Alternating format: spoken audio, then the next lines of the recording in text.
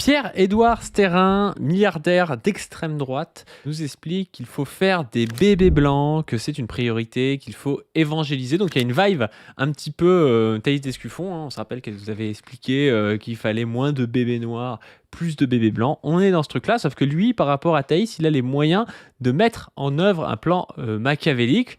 On va voir tout ça, il finance des médias, des influenceurs, il a plein d'entreprises, il pèse de fou évidemment parce qu'il est milliardaire.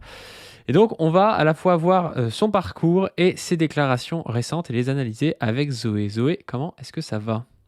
Ah bah écoute, Badu, ça va très bien. Nous allons pouvoir retourner vers nos droitards les préférés, c'est-à-dire les ethno-nationalistes et libertariens. C'est-à-dire que Pierre-Édouard Stérin, il a la particularité d'être les deux, à la fois se revendiquant d'un catholicisme, mais tu sais, identitaire, racialiste, quoi, vraiment. Et d'un autre côté, d'être un énorme libertarien. Sachez que le mec est à la tête d'une fortune de plus d'1,6 milliard d'euros. Donc je vous rappelle que pour être à la tête d'1,6 milliard d'euros, il faut avoir volé la force de travail de dizaines de milliers, voire de centaines de milliers, voire de millions de personnes.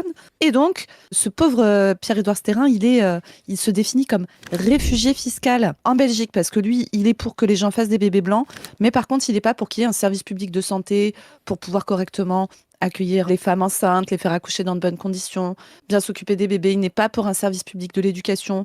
Il n'est pas non plus pour que les gens puissent avoir accès à des logements facilement, accès à de la bonne nourriture, de bonne qualité. Tout ça, ça n'intéresse pas Pierre-Édouard Stérin. Le seul truc, c'est faire des bébés blancs et empêcher les meufs d'avorter. Vous allez voir, on va avancer un petit peu, mais sachez que nous pouvons officiellement le considérer comme un de nos plus grands ennemis, hein, les copains. Voilà.